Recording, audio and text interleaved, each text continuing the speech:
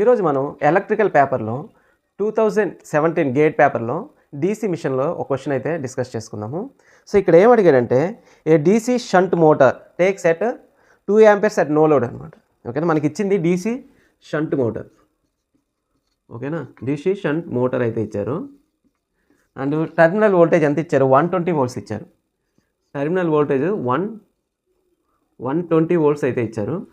And no load కండిషన్లో, ఓకేనా, no load కండిషన్లో మనకి 2 amperes అనేది కరెంట్ అనేది తీసుకుంటుందంట. అండ్ ఇంకొకటి ఈ takes 7 amperes head full load. And full load చూస్తే ఇది కేస్ 1 అనుకుందాం.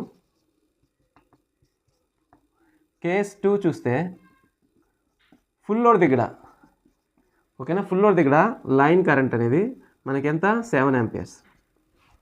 ఓకేనా, నెక్స్ట్ ఏంటి? Full load will running 1200 RPM. అంటే ఫుల్ లోడ్ కండిషన్లో కానీ స్పీడ్ వచ్చి 1200 RPMతో రొటేట్ అవుతుందంట ఫుల్ లోడ్ కండిషన్లో. And resistance value, field resistance value, armature resistance, field resistance అయితే ఇచ్చాడు.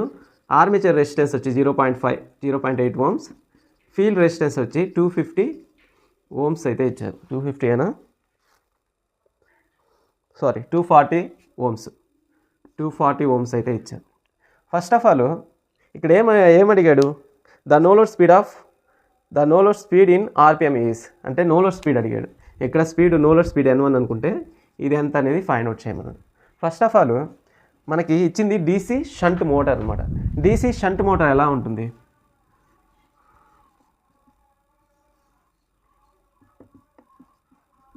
డీసీ షంట్ మోటార్ ఇలా ఉంటుంది. దీనికి ప్యారలల్గా మనకి ఫీల్డ్ వైండింగ్ అయితే ఉంటుంది.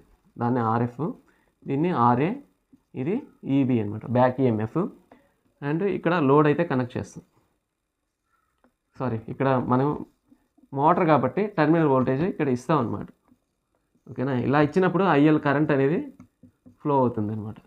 సో ఇక్కడ IAగా IFగా డివైడ్ అవుతుంది అనమాట. ఓకేనా, సో మనకు చూడండి IL అనేది నో లోడ్ కండిషన్లో మనకి 2 amperes అయితే ఇచ్చారనమాట. సో మనకి ఏ గివెన్ డేటా ఇచ్చినా డీసీ మోటార్ కానీ డీసీ జనరేటర్లో ముందు బ్యాక్ EMF అనేది ఫైండ్ అవుట్ చేయాలి మోటార్లో అయితే. అదే జనరేటర్లో అయితే జనరేటెడ్ EMF అనేది ఫైండ్ అవుట్ చేయాలి. సో మనకి ఇక్కడ అన్నీ తెలుసు అనమాట. మనకు IA కావాలి. ఓకేనా, EB ఫార్ములా ఏంటి? VT మైనస్ IARA అనమాట. IA తెలుసా? మనకు తెలియదు. మనకి నో లోడు కరెంట్ ఇచ్చారు, లైన్ కరెంటు. సో మనకి ఐ ఫీల్డ్ కరెంట్ తెలిస్తే IA ఈజీగా తెలుస్తుంది అనమాట. ఐ ఫీల్డ్ ఎలా వస్తుంది? అక్రాస్ ద టెర్మినల్ వోల్టేజ్ ఇక్కడ కానీ ఉంటుంది అనమాట ఫీల్డ్ దగ్గర. అప్పుడు IF ఫార్ములా ఏంటి? లేకపోతే ఇక్కడ రాసుకుంటున్నాను చూడు. IF VT/RF అనమాట. VT ఎంత? 120, RF వచ్చి 240. సో మనకి 0.5 amperes అయితే వస్తుంది ఫీల్డ్ కరెంట్ అనేది. ఓకేనా, so according to the KCL, Kirchhoff current law ఏం చెప్తుంది? Incoming currents is equal to outgoing currents అనమాట. So incoming currents IL is equal to IA plus IF. So దీని నుంచి IL మైనస్ IF అనమాట. So IL వచ్చి 2 amperes no load condition, and IF వచ్చి మనకి 0.5 వచ్చింది. ఫైనల్గా మనకి 1.5 amperes అయితే IA వచ్చింది. ఇది 1 అనుకుంటున్నాను. ఓకేనా, దేనికి? నో లోడ్ కండిషన్లో మనం సఫిక్స్ 1 తీసుకున్నాం. సెకండ్ కేసులో సఫిక్స్ 2 అయితే తీసుకుంటున్నాం. ఓకేనా, ఫుల్ లోడ్ కండిషన్ అనమాట. ఇది నో లోడ్, ఇది ఫుల్ లోడ్ అనమాట. సో IA మనకి ఎంత వచ్చింది? IA1 1.5 వచ్చింది. దీంట్లో సబ్స్టిట్యూట్ చేద్దాం, మనకి బ్యాక్ EMF అనేది వస్తుంది అనమాట. సో VT ఎంత? 120. ఇక్కడ IA1 1.5, RA వచ్చి ఎంత? 0.8 అనమాట. దీన్ని చేస్తే మనకి ఎంత వస్తుంది? ఇదైతే వస్తుంది అనమాట, బ్యాక్ EMF అనేది. నెక్స్ట్ మనం నో లోడ్ కండిషన్లో బ్యాక్ EMF అయితే ఫైండ్ అవుట్ చేసాం. ఓకేనా, ఇప్పుడు ఫుల్ లోడ్ కండిషన్. ఓకేనా, సెకండ్ కేసు ఫుల్ లోడ్లో బ్యాక్ EMF అనేది ఫైండ్ అవుట్ చేద్దాం. ఆల్రెడీ ఇక్కడ కానీ మనకి 7 amperes ఫుల్ లోడ్ కరెంట్ ఇచ్చాడు, లైన్ కరెంట్. ఓకేనా, సేమ్ ఇక్కడ కానీ KCL అప్లై చేస్తాం. ఇక్కడ ఫీల్డ్ మాత్రం కాన్స్టెంట్గానే ఉంటుంది, 0.5 amperes ఉంటుంది. ఎందుకంటే మనకి డీసీ షంట్ మోటార్. ఇక్కడ మన క్వశ్చన్లో ఫ్లక్స్ అనేది కాన్స్టెంట్గా ఉంటుంది అనమాట. డీసీ షంట్ మిషన్లో ఫ్లక్స్ అనేది కాన్స్టెంట్గా ఉంటుంది. ఒకవేళ క్వశ్చన్లో మనకి ఫ్లక్స్ కాన్స్టెంట్గా ఇవ్వకుండా సమ్ చేంజ్ అయిందనుకోండి, డిక్రీజ్ ఆర్ ఇంక్రీజ్ అయిందనుకోండి, no load to full load, అప్పుడు మనం కన్సిడర్ చేసుకుంటాం. ఇక్కడ ఇవ్వలేదు కాబట్టి మనం ఫ్లెక్స్ అనేది కాన్స్టెంట్గా అయితే తీసుకుంటాం అనమాట. సో 0.5 తీసుకుంటాం ఇక్కడ కానీ. సో సెకండ్ కేసులో ఏంటి? సెకండ్ కేసు ఓకేనా, IL2 ఏమొస్తుంది, IA2 ప్లస్ IF2. దీని నుంచి IA2 ఏమొస్తుంది, IL2 minus IF2. So IL2 మనకి already 7 amperes full load line current. ఇక్కడ IF2 IF1 both are same అనమాట. సో 0.5 ఎంత వచ్చింది, 6.5 అనమాట. 6.5 అనేది ఆర్మేచర్ కరెంట్ అనేది ఫుల్ లోడ్ కండిషన్లో ఉంటుందన్నమాట. ఇక్కడ మనం బ్యాక్ EMF అనేది ఫైండ్ అవుట్ చేద్దాం ఓకేనా. EB2 ఇది ఫుల్ లోడ్ దగ్గర బ్యాక్ EMF అయితే ఫైండ్ అవుట్ చేద్దాం.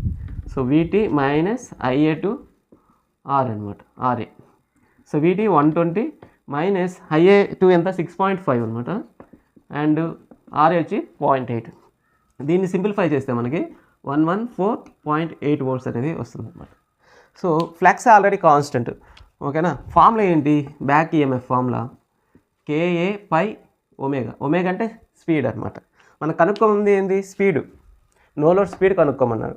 ఇక్కడ ఫ్లక్స్ అనేది కాన్స్టెంట్, ఈ రెండు కాన్స్టెంట్ అనమాట ఇది. సో EB అనేది ప్రపోర్షనల్ విత్ స్పీడ్ ఉంటుంది ఓకేనా. కాన్స్టెంట్ టర్మ్ అయితే తీసుకోము. సో మనకు కావాల్సింది నో లోడ్ స్పీడ్ N1 కాబట్టి, ప్రపోర్షనల్ ఉంది కాబట్టి N1/N2, EB1/EB2 ఓకేనా. దీని నుంచి N1 is equal to EB1 ఎంత వచ్చింది మనకి, 11.8/11, EB2 114.8 ఇంటూ N2 స్పీడ్ ఎంత, N2ని అవతల పంపిస్తే ఇక్కడ వస్తుంది అనమాట. స్పీడ్ ఎంత ఇచ్చారు మనకి, 1200 RPM అంటే ఫుల్ లోడ్ స్పీడ్ ఇది.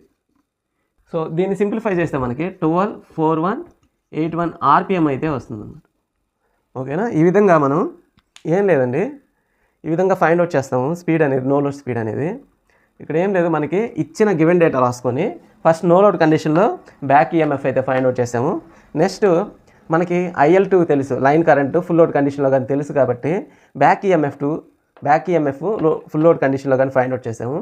అండ్ ఇక్కడ ఫ్లక్స్ కాన్స్టెంట్ కాబట్టి DC షంట్ మోటార్లో మనం ఏం చేసాము, జస్ట్ ఈ బ్యాక్ EMF ప్రపోర్షనల్ స్పీడ్ ఉందన్నమాట ఓకేనా. According to this formula back EMF అనేది ప్రపోర్షనల్ టు స్పీడ్ ఉంటుంది. ఎందుకంటే ఫ్లక్స్ కాన్స్టెంట్ కాబట్టి దాన్ని కన్సిడర్ చేసుకోం, ఓన్లీ స్పీడ్ కన్సిడర్ చేసుకున్నాం.